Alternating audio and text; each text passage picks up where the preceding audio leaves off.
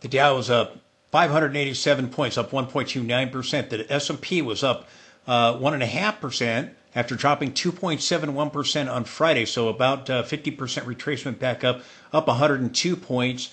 The NASDAQ up 2.21%, the Russell up 2.79%, the VIX, which predicted today's rally. Remember I talked about that over the weekend. The VIX was predicting, after a massive surge on the VIX, it was predicting a 95% chance in the next 2 days we would get a bounce. The VIX was correct. The VIX ended up dropping 12%, down to 19.03, dropping 2.63. The VIX now, dropping by 12%, is now predicting in the next 2 trading sessions, there is now an 85% chance of a down day, of resuming the decline, based on historical data. I've crunched the numbers. It's a 15% chance it doesn't happen, an 85% chance that either Tuesday or Wednesday you're going to have a down day. If you do, you can resume the decline. Selloff produced bullish divergences on the intraday charts, and we saw those play out on bullish divergences there on Friday.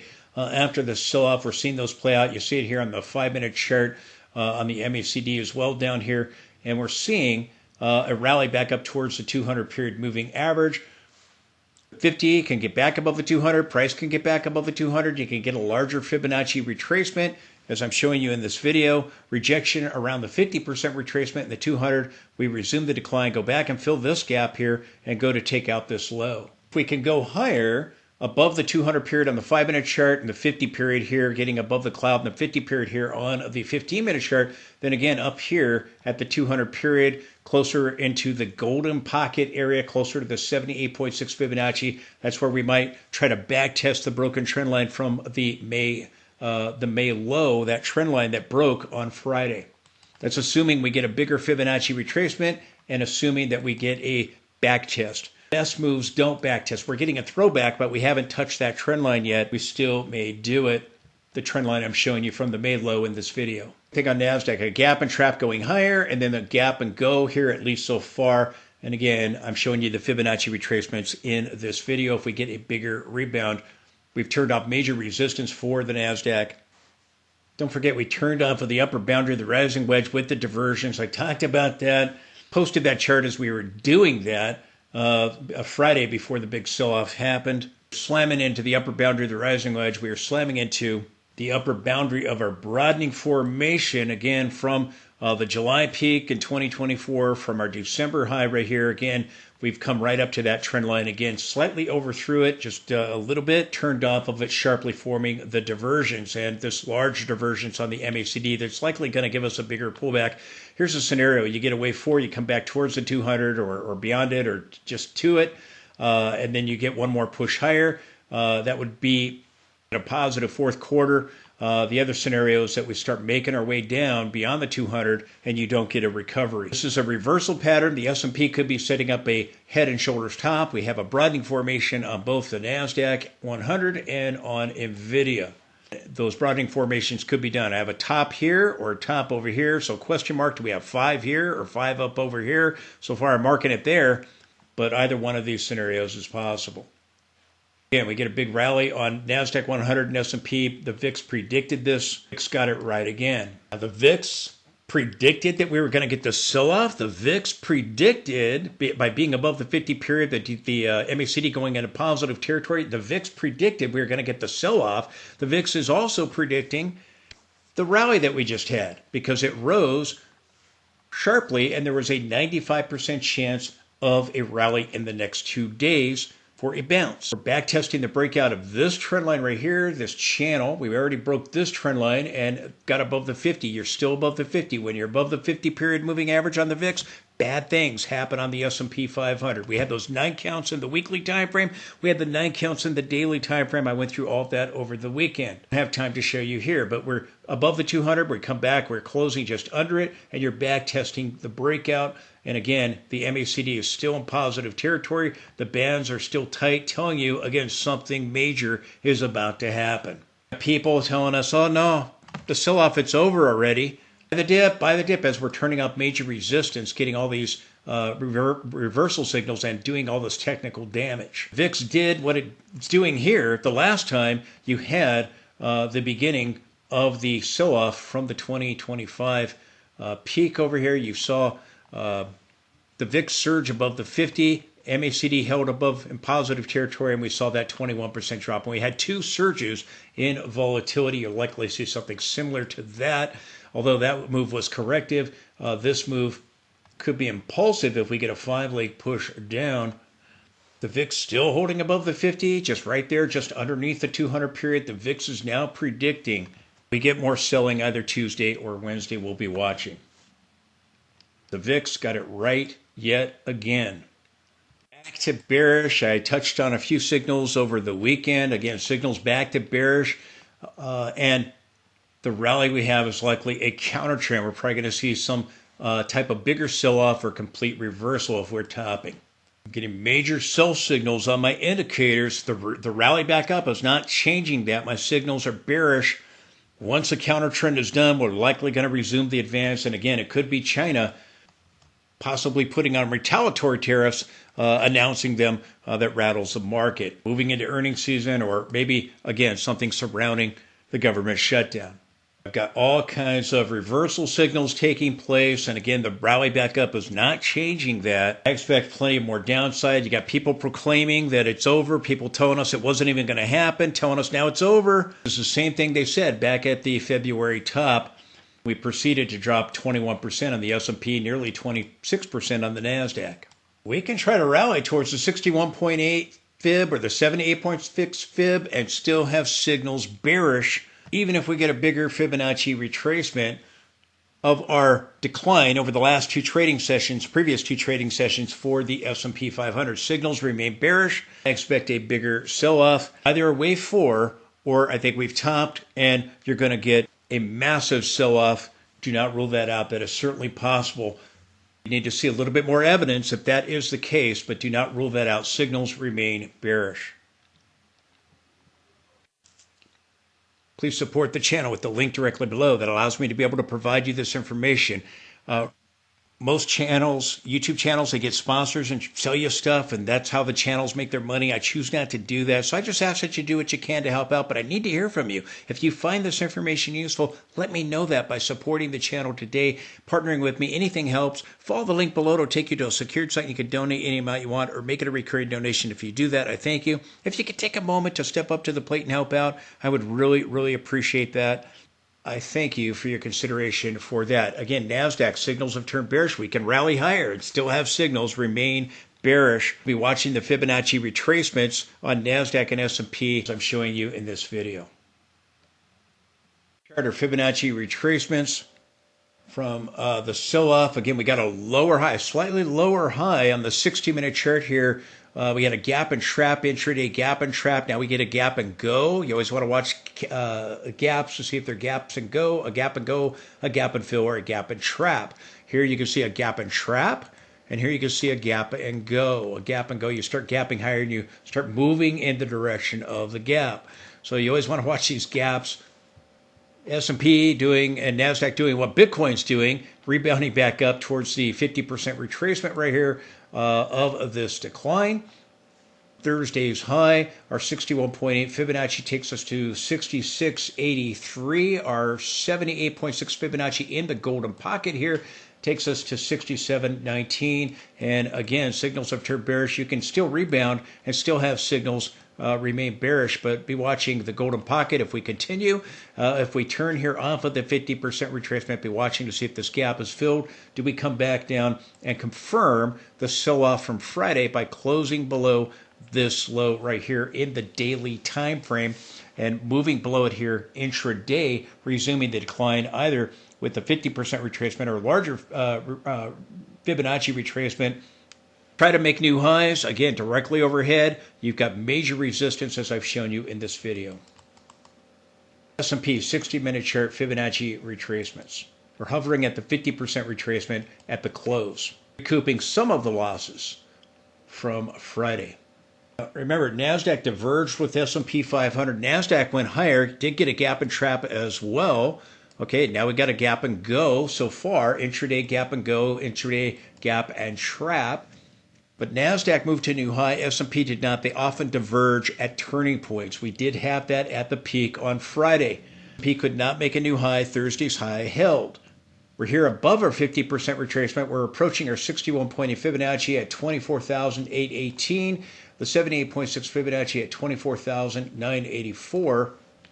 So again, we'll be watching the golden pocket. If the rally can continue, then we'll be watching, do we get a lower high below this level? We'll be watching, do we pull back for a corrective move for a wave 4, or do we start going back and retracing all of the gains, moving back towards the April lows? Do we get a 3-leg structure for wave 4, or do we begin a 5-leg structure or a massive 3-leg structure if we end up getting a flat pattern? We get a zigzag correction, it'd be a 5-3-5. A flat pattern is a 3-3-5 pattern. The larger corrective patterns that I'm considering. Get a move retracing all of the gains, or do we just pull back, rounding our 200 period moving averages, or above them, or just below them at the bottom? 60-minute chart of the NASDAQ. Just wanted to show you these Fibonacci retracements. Okay, late last week we have China imposing strict export controls on rare earths ahead of the U.S. talks. Trump responds on Friday by putting 100% tariff on China imports. Will begin November 1st.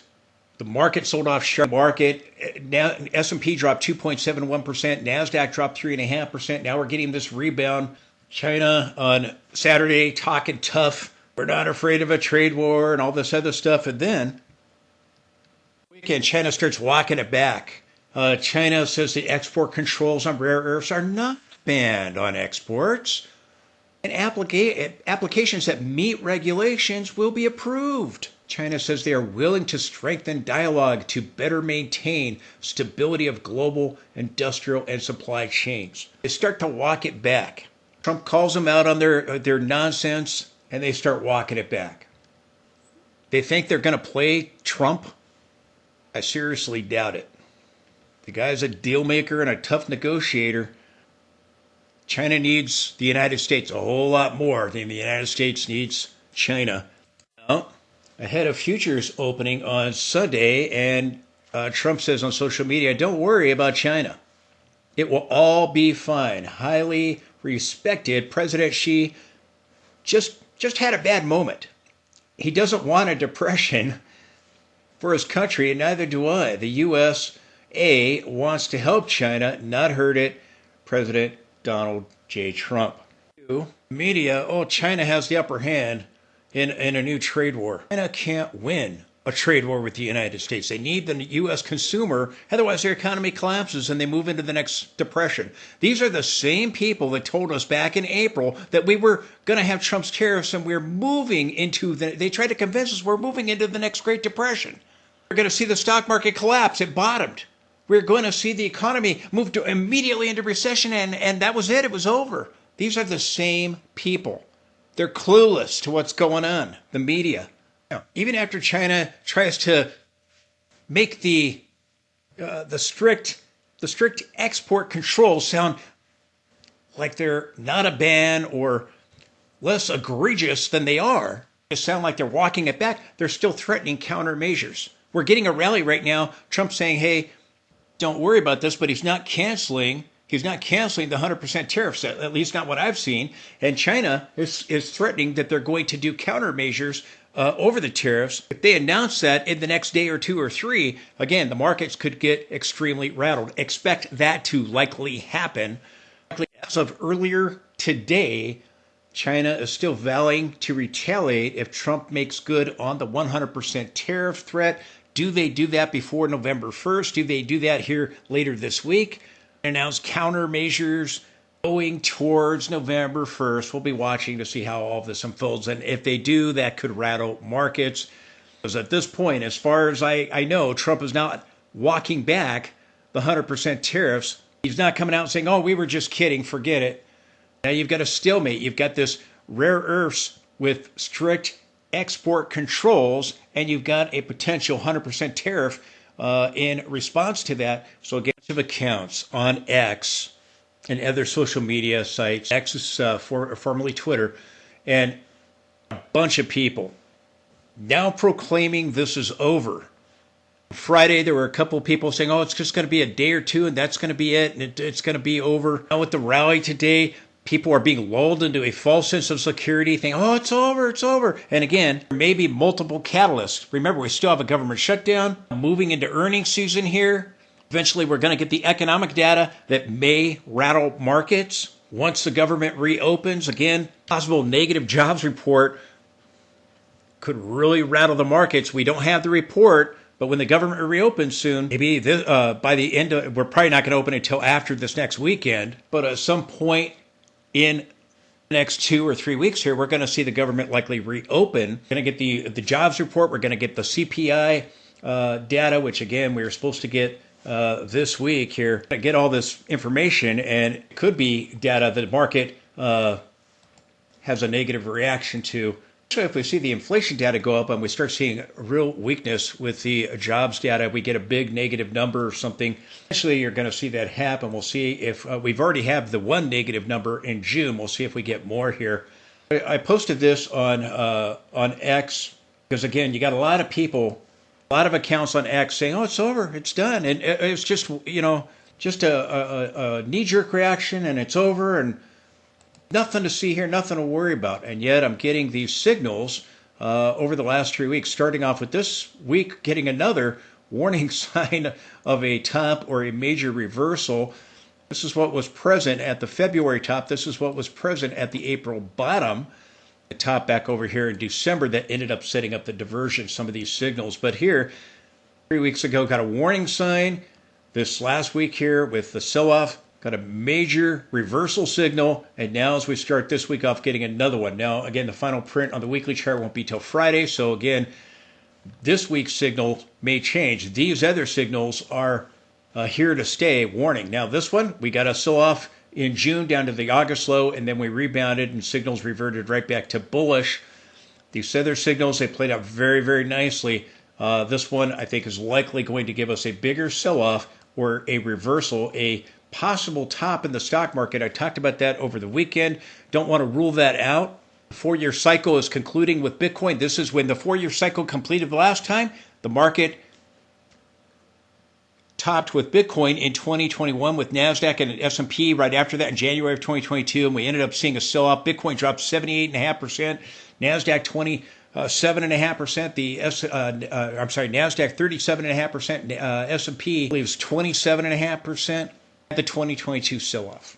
4-year cycle on some of my signals for Bitcoin is supposed to end in October.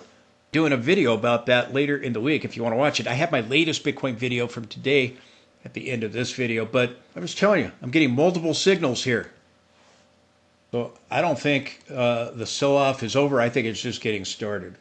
GSPY weekly, same signal on NASDAQ 100. This is QQQ weekly chart. Got the same signal last week. It's not getting another signal this week like SPY is, but again, these other signals have marked corrective moves. This one will either be a bigger correction or a reversal.